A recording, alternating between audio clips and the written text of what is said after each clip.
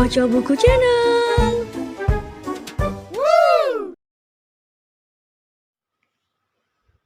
Ketujuh, MNC Studio International atau MSIN. MSIN adalah perusahaan yang memproduksi dan mendistribusikan konten melalui semua berbagai platform seperti TV, free-to-air, pay-per-view atau pay TV, catch-up TV, over-the-top atau OTT, video on demand atau VOD, bioskop, dan semua fitur yang ada di dalam internet, protokol television atau IPTV. MNC Studios International juga terlibat dalam pembangunan Movieland di kawasan MNC Lido City, Bogor, Jawa Barat. Movieland menjadi pusat produksi film dan drama seri yang pembangunannya membutuhkan waktu sekitar 18 bulan hingga 24 bulan. Dan kedelapan, Global Mediacom atau BMTR. Global Mediacom adalah perusahaan yang bergerak di bidang investasi. Dua lini bisnis utama Global Mediacom adalah Media Nusantara Citra atau MNCN yang menghasilkan 63% pendapatan perusahaan. 29% pendapatan lainnya dikontribusikan oleh Sky Vision Network atau BMTR merupakan salah satu saham yang dimiliki oleh investor saham legendaris Lee Kong Hong.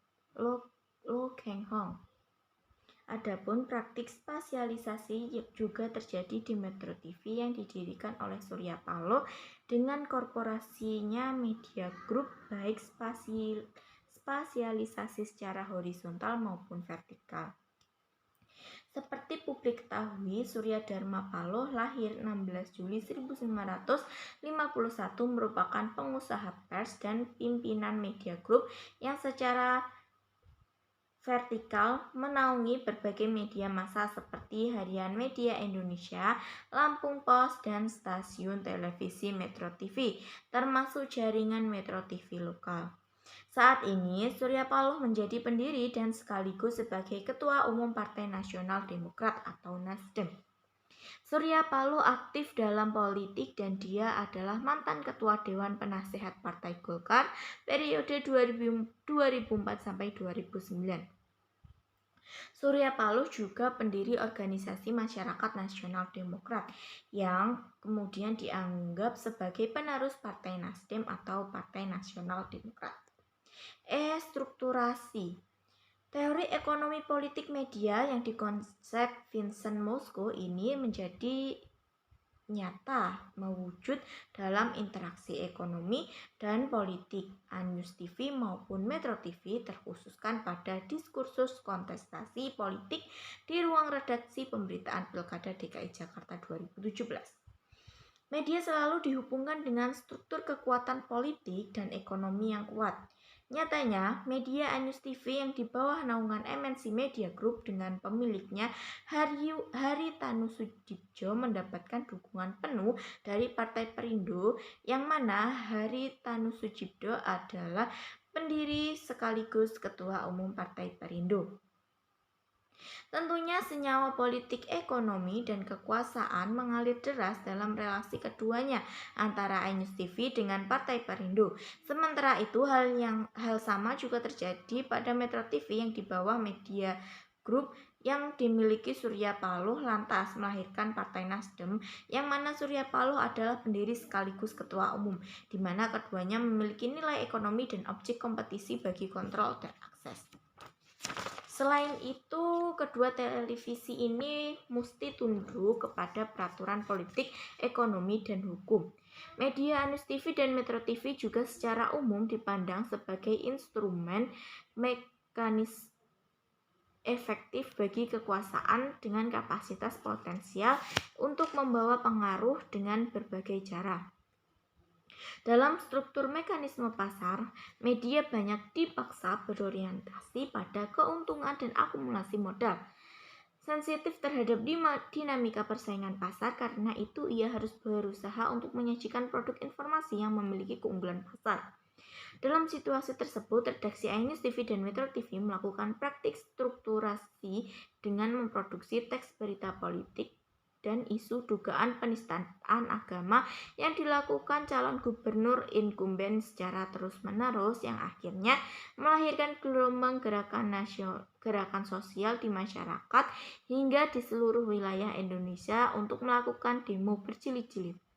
Pemberitaan dan kampanye paslon Ahok Jarot dan paslon Anis Sandi dalam pilkada dijadikan sumber berita dalam berbagai program acara berita seperti iNews Pagi di iNews TV yang pro dengan isu dugaan penistaan agama karena afiliasi politiknya pada paslon penentang Anis Sandi, dan program acara berita Metro Hari Ini di Metro TV yang kontra dengan isu dugaan penistaan agama karena preferensi politiknya pada paslon nomor urut 2 Ahok Jarot.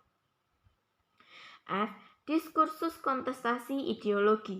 Faktor ideologi media memberi pengaruh sangat besar terhadap konstruksi realitas kontestasi politik di ruang redaksi pemberitaan iNews TV dan Metro TV terhadap proses produksi teks berita politik Pilkada DKI Jakarta 2017. Dalam kaitan ini, konsep ideologi yang dikemukakan oleh Louis Althusser menjadi rujukan analisisnya. Althusser melihat ideologi sebagai dialektika yang dicirikan dengan kekuasaan yang dominan. Ideologi dalam perspektif ini dilihat secara lebih jauh. Ideologi dilihat sebagai praksis sosial. Argumentasi ideologi sebagai praksis didasarkan pada asumsi bahwa negara mempunyai dua hakiki yang tidak terpisahkan, yaitu represif dan ideologis.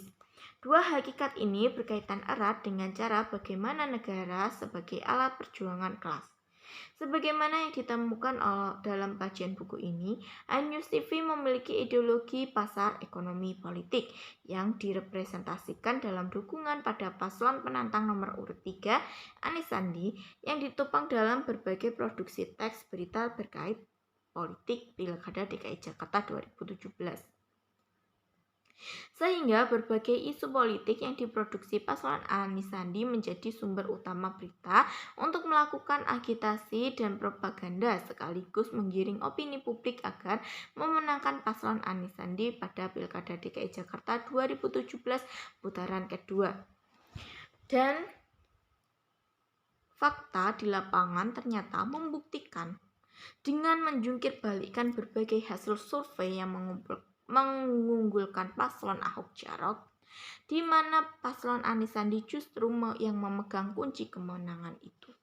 Sementara itu Metro TV hasil penemuan memperlihatkan ideologi medianya merupakan nasionalis, pluralis, dan politik, yang mana bentuk dukungan terhadap paslon petahana Ahok Jarot dalam kontestasi Pilkada DKI Jakarta 2017 menunjukkan pilihan rasional karena paslon petahana Ahok Jarot dianggap memiliki kesamaan dalam hal ideologi.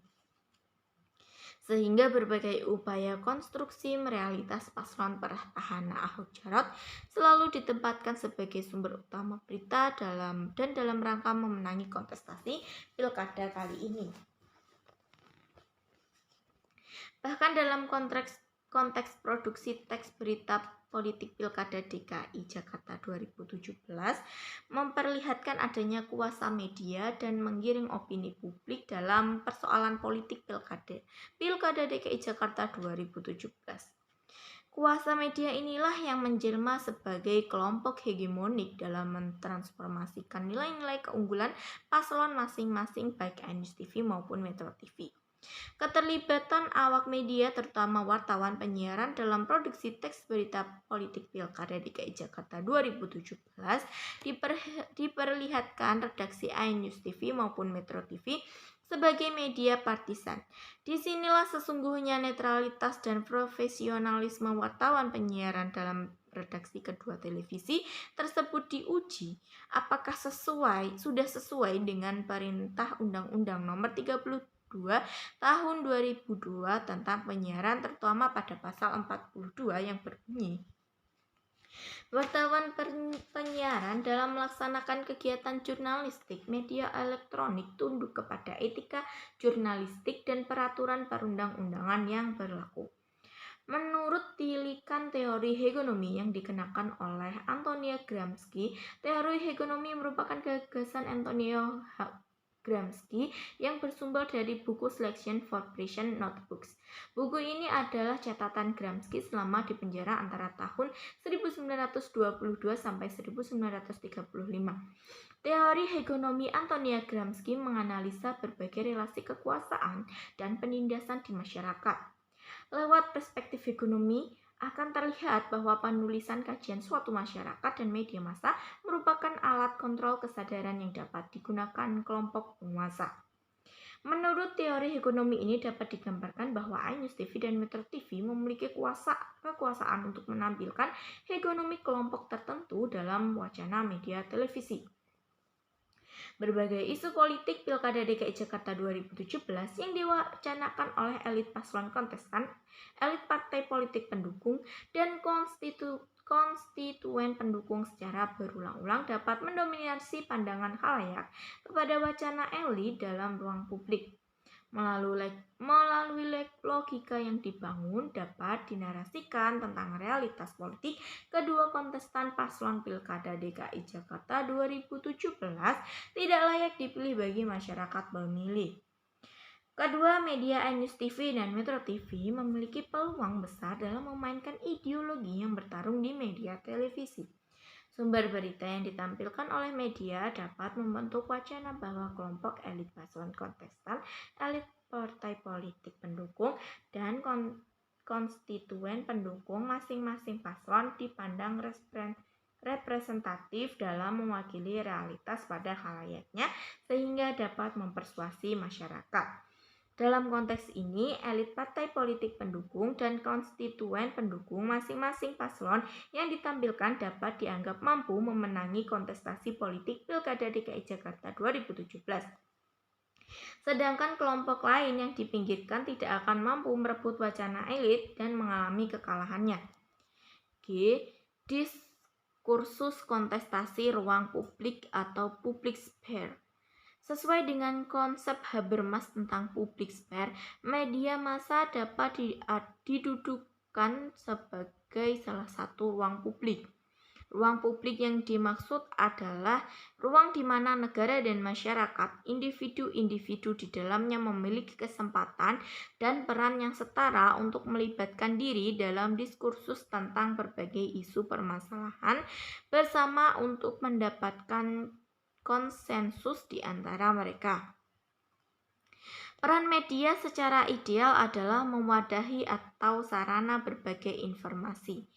Jalur komunikasi yang diperlukan untuk menentukan sikap dan memfasilitasi pembentukan opini publik dengan menempatkan diri secara independen dan otonom sehingga berbagai isu dapat diperdebatkan secara objektif dan setara. Ruang publik merupakan sebuah ruang yang bebas dari tekanan kekuasaan negara dan ekonomi, di mana warga negara melakukan pembicaraan politik atau deliberasi guna mewujudkan suatu kesepahaman bersama terkait dengan kepentingan umum yang lebih luas. Konsep dasar ruang publik ini umumnya didasarkan pada pemikiran Jürgen Habermas. Habermas mengungkapkan beberapa definisi tentang ruang publik tersebut. Setidaknya ada 4 elemen penting dalam ruang publik, yaitu private persons, use of reason, needs articulation, dan public opinion. Jadi, debat politik dalam acara televisi atau TV debates maupun pada program dialog pada program current affair merupakan upaya untuk merealisasikan elemen-elemen penting tersebut. Televisi sendiri sebagai ruang publik dalam politik di Indonesia dapat diterangkan dalam bagian berikut ini. Ruang redaksi iNews TV dan Metro TV dalam mengonstruksi teks berita terkait kontestasi politik pemberitaan Pilkada DKI Jakarta 2017 tentunya berangkat dari realitas di kalangan publik. Segala bentuk wacana politik yang diproduksi dan dipublikasikan iNews TV dan Metro TV kepada khalayak pada dasarnya dimaksudkan untuk menggiring agenda media agar menjadi agenda publik. iNews TV dan Metro TV sebagai ruang publik seringkali menempatkan informasi dan pandangannya terhadap berbagai isu sosial politik dan ekonomi, bahkan kekuasaan sebagai tujuan. Disinilah terjadi pertarungan dan perebutan kuasa media atas publik, fakta dan realitas yang terjadi pada iNews TV dan Metro TV dalam mengonstruksi praktik kontestasi politik di ruang redaksi pemberitaan terhadap proses produksi teks berita politik Pilkada DKI Jakarta 2017 mendapat bentuk dan runaknya bila diruntut menggunakan analisis teori ruang publik atau public sphere yang digagas Jürgen Habermas. Teori ruang publik yang digagas oleh Jürgen Habermas pada tahun 1989 ini menjelaskan bahwa ruang publik merupakan media untuk mengomunikasikan informasi dan juga pandangan. Dalam keadaan masyarakat bertemu dan berdebat akan sesuatu secara kritis, maka akan terbentuk apa yang disebut dengan masyarakat madani. Secara sederhana, masyarakat madani bisa dipahami sebagai masyarakat yang berbagi minat, tujuan, dan penelitian tanpa paksaan yang dalam teori dipertentangkan dengan konsep negara yang bersifat memaksa.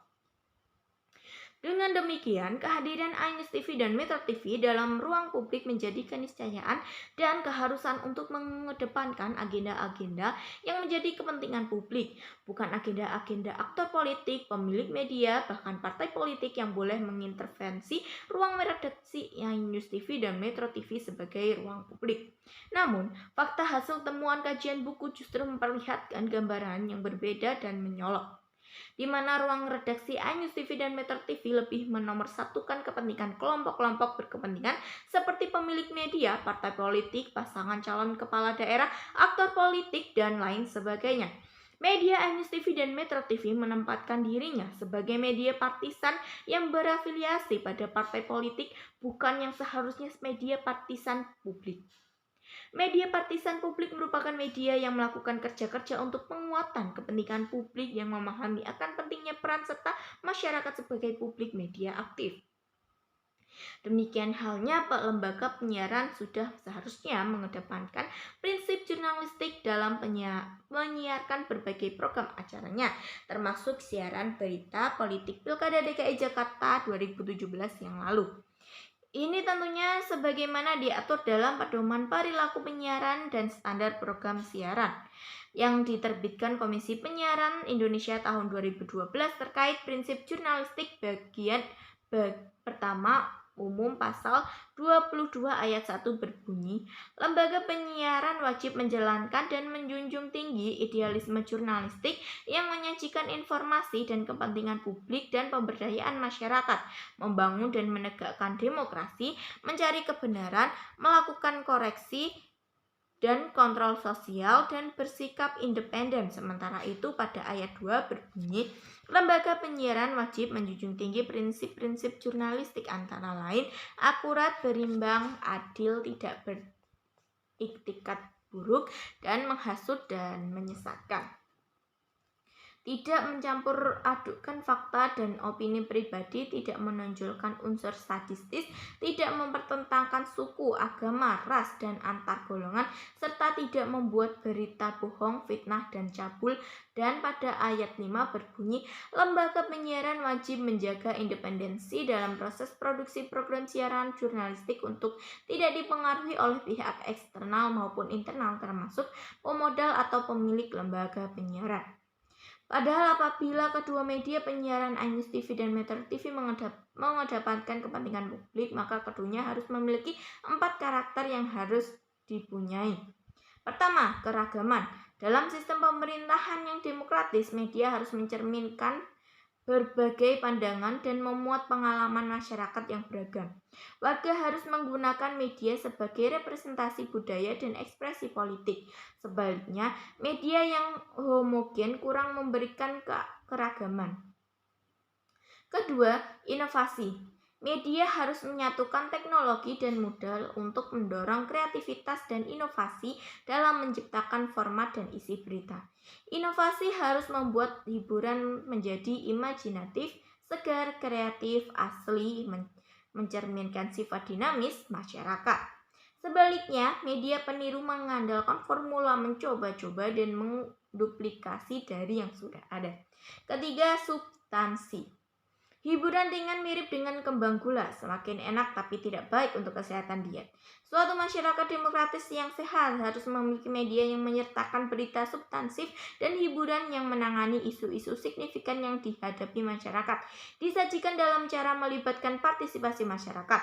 Sebaliknya, media sensasional lebih fokus pada sensasi dan berita selebritas.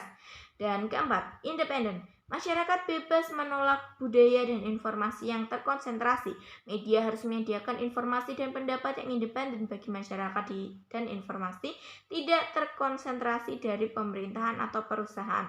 Sebaliknya, media disensor karena tekanan ekonomi dan ideologi dengan membatasi isu dan berbagai pandangan lainnya.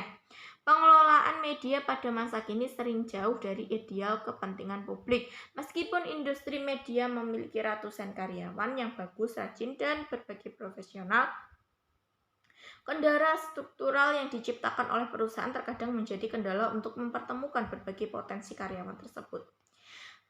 Konglomerasi media. Relasi iNews TV dan Metro TV dengan sesama korporasi media.